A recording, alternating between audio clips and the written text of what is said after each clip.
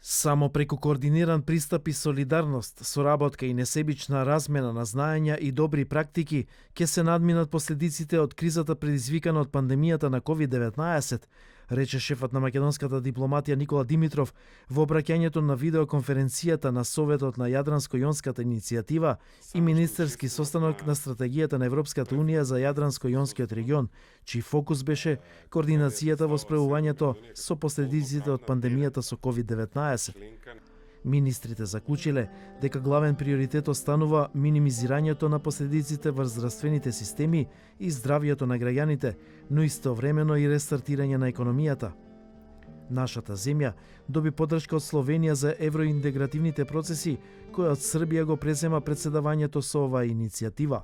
Посебно ми е драго што словенечкиот министр каже дека меѓу приоритетите на словенечкото претседателство ќе биде проширувањето на Европската унија, а меѓу другото конкретно ги спомна и првите меѓувладени конференции со нас и со соседите од Тирана.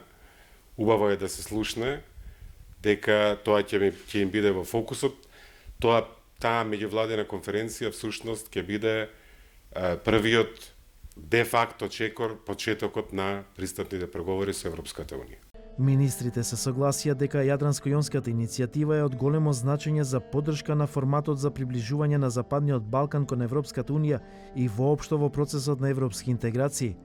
Министерската видеоконференција е дел од редовните годишни состаноци организирани од страна на претседавачите со иницијативата, а од оваа година првпат учествуваше и Македонија, која на 2 април официјално стана 9-та земја членка на стратегијата на Европската унија за Јадранско-јонскиот регион.